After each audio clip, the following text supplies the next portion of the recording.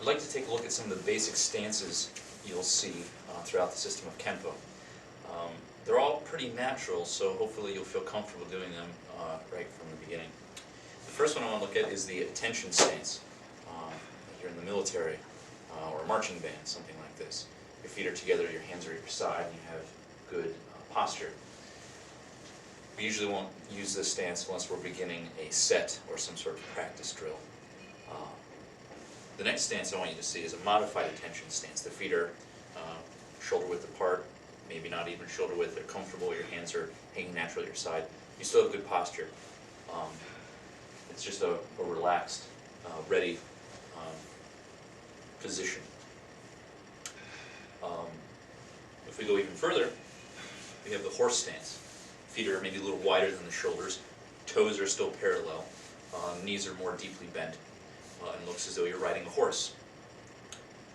So this is the horse stance. And again, this is something we'll use a lot of times in the practice drills, and we'll even use it in some self-defense techniques.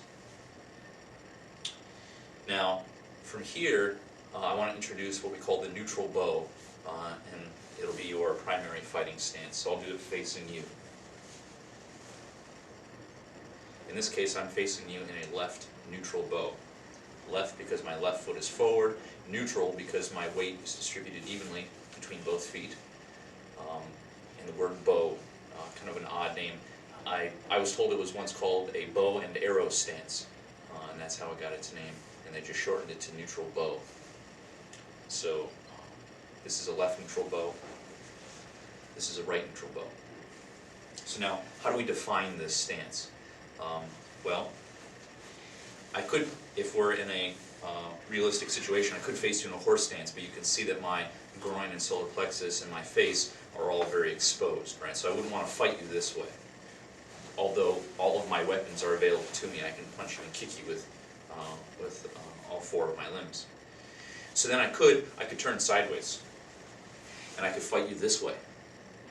My groin is much less exposed, so is my solar plexus, so I'm well protected. But my right hand and my right foot are very far away from you. So if I were going to punch you, or if I was going to kick you, it would take a great deal of time and distance to reach you. So we need a compromise. What we need is a horse stance facing the diagonal. So I'm not facing you, if we make you my 12 o'clock, and I'm not facing 3, but I'm facing 130. My hips and my toes are facing 130. But my attention is directed towards you. You're my 12 o'clock. So that's a great way to think about the neutral bow. That's how we set it up. Another way to think about it is that if my foot had a pair of eyes, sounds kind of weird, right? But if it did have a pair of eyes, it would have to be able to see you, right? It'd have to be able to see the person in front of me, my opponent. If I stand this way, you can't see my back foot, and if my back foot had a pair of eyes, it wouldn't be able to see you either. So that's no good. So we've got to bring it out here so that it can see what's going on. Kind of a silly way to think about it, but it does make the point. So again, this is my left neutral bow. My left foot is forward. And this is my right neutral bow. If you've had any other martial arts experience or boxing or anything, just stand comfortably like you're getting ready to hit someone or block somebody's punch or kick. The next stance I want to introduce is called a forward bow. What I'm going to do is I'm going to pivot my back foot so that the toes are facing you. My foot is straight. My back knee is straight. My hips are now square to 12 o'clock, and my shoulders are square. But you'll notice that my front foot is still pointed inward slightly, and my front knee is still bent. We'll call this a forward bow. This is a right forward bow because my right foot is forward. Let me do that from a side view. So if I make this my 12 o'clock, I'm facing 12 in a right neutral bow, and then I can turn the back foot, turn the hips and the shoulders, and now face the front in a forward bow. You'll see that my back knee is pretty close to straight. It's as straight as I can make it. My heel is firmly on the ground, and my weight is slightly forward. I'd say I'd have about 60% on my front leg and 40% on my back leg. This is a forward bow. And of course we can pivot back to a neutral bow. Now you might ask the question, well, what's the point of going from one stance to another? In this case, we want to generate power. If I want to strike with my rear hand, I don't want to just use my tricep, but I want to get my whole body involved. I want to swing my hips and my shoulders. I want to push with my rear leg and fire that punch. So it's this whole the entire mechanics of your body driving that punch. So that's the reason for it. But right now, let's just focus on the stance that we're in. So again, I'll do this facing you, but I'll do my opposite side. So this is a left neutral bow, and if I turn the back foot, this is a left forward bow. Again, hips are square, that back knee is straight, and the back heel is on the ground. Sometimes I see people wanting to do this. They want to lift that heel. We'll actually give this stance a different name. We'll put it a little lower. I'll talk about it later. We'll give it a different name. We'll call it a close kneel. That's not going to help us here. And I'll do it by illustrating a point here using the wall. Let's say I wanted to push this wall over. Would I go up on my toes and try to push the wall over? Probably not. I'd probably stick my heel to the floor and give it a good shove. Either use my elbow or my hands. But you can see what I've created here. This idea, we're going to call it a bracing angle. That rear leg of the forward bow gives me a bracing angle. Something to brace against while I push this wall. So that's important. So and now if I'm not pushing, but if I'm punching, I still need that bracing angle. If I've got a wobbly back foot and I'm trying to hit something or push something, I'm going to be not very stable. So anytime you're striking horizontally, you're going to want that forward bow. Now, since I mentioned it, let's go ahead and talk about the close kneel. The close kneel looks like a forward bow, but I'm just dropping that knee. I'm bending the knee, and my heel is lifted from the floor. So this is a forward bow, this is a close kneel. We'll use this oftentimes to protect the groin, right? If this is my 12 o'clock, maybe I have an opponent's leg or something in my way, and I can use this to strike his knee or to check and protect my groin. I may drop that way. Let's say I'm doing a hammer fist and I want to drop all of my body weight. In this case, since I'm striking vertically, I'm striking downward, I don't need that bracing angle. What I need to do is drop my weight. And so in that case, I will utilize a close kneel. Let me do that facing you. So here's a neutral bow, here's a right forward bow, and here's a close kneel. Notice my knee doesn't go all the way down to the ground. In some cases we will, but for most purposes it'll just be hovering above the ground. And we'll find some applications for that. So that's a close kneel. When I come back, we'll examine two more stances. Another commonly used stance throughout Kenpo is called the cat stance. I'll begin by facing you in a right neutral bow. What I'm going to do is draw my right foot in towards my left slightly and lift my heel. There isn't much weight on my front foot, about 10% maybe, not even that.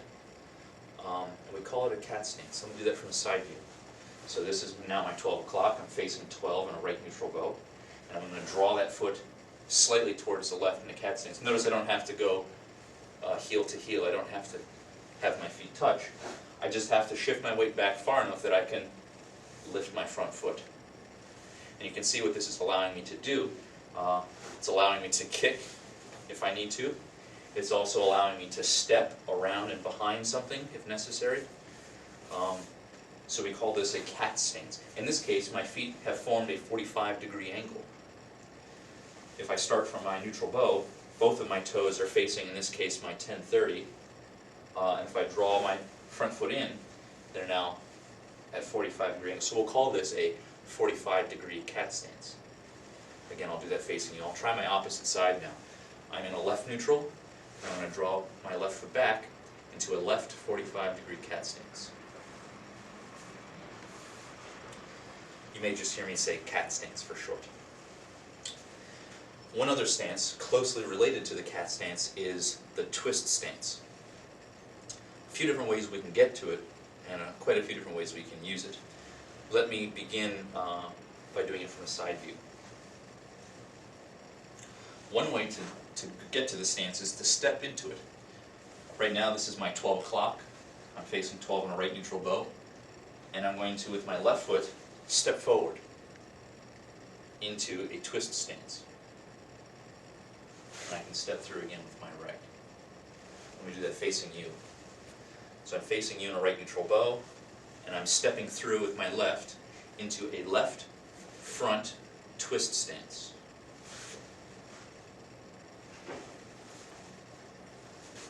A few things I want you to notice about this stance. If I do it facing you, my foot is aligned sideways, so my toes are facing, if you're my 12, my toes are facing 9, and my heel is facing 3. The other thing I want you to notice is my back foot is directly behind my front foot. It's not out here. Sometimes I see people doing a twist stance like this. This is very open, a little too open. The groin may be exposed and my balance isn't quite as good. So I want this leg directly behind the other leg. The other thing you'll notice is that both of my knees are well bent and they're almost touching each other. Also, if I do it from the side view, one other thing I want you to notice is that my back heel is clearly off the ground, and there is not much weight on my back foot. Most of my weight is on my front foot. So this is a twist stance. Now, notice this. If I put my foot in front, I have a cat stance. If I put it behind, it's a twist. But you'll notice that there's not a whole lot of changing going on in my upper body. My posture is the same, and the weight distribution is the same. My right foot really only has 2 to 10% of my body weight, but in one case I have it in front, this is a cat stance, and in this case I have it behind, which is the twist. So, an exercise I'd like you to try is this walking across the floor. So you have this step through, sometimes we'll call this a front crossover, and then stepping through with the right. Front crossover, stepping through. And you can tell that's a great way to cover distance if you do it quickly. We're really not spending a lot of time in that stance, just a transition. So that's one exercise I'd like you to do on the floor. And then try the other side. Make sure you've got your twist stance going in both directions. That's a right front crossover, stepping through.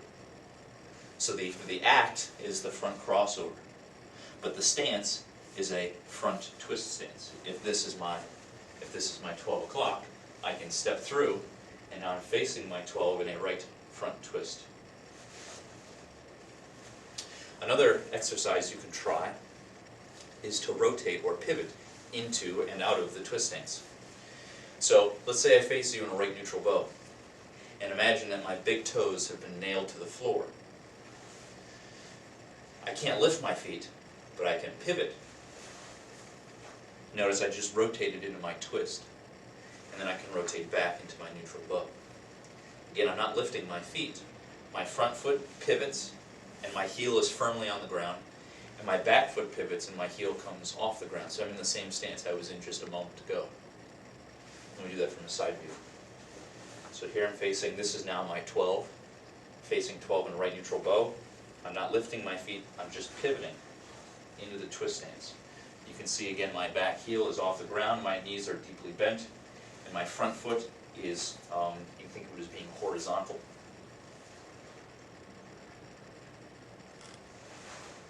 Now I could pivot and go back, or I could pivot and step through.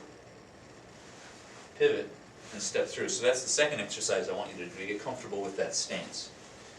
So we'll start here in a left neutral bow. I can pivot to the twist and step through. Pivot to a twist stance and step through. Pivot. Step through one more time. Pivot. Notice how my upper body changes. I'll do that again. I begin in a right neutral bow, and my right hand is in front. But when I pivot to the twist, notice how that changes? Do you see how my left hand is now in front? It's like I'm in a left neutral bow, but I got my left foot behind. So I can step through. Nothing changed there, that was just a step through. And now when I pivot to go to the opposite side, again, now my right hand is in front. So that's where the transition, that's where the switching is happening with the pivot. Step through, again, I'm going from a right neutral to a right twist, my upper body shifts, it changes, and I can step through. One application of that might be, let's say I fire from a cat stance, I can fire a kick to the groin, and I can plant down into a twist so that I can then fire a right side kick. So that's a smooth transition from one to the other. In that case, I utilized 3 stances. I started in a neutral bow, I went to my cat stance to kick, and I went to a twist stance to then kick again. Don't worry about those kicks, just practice the basic setup of each stance. So there you have it for stances.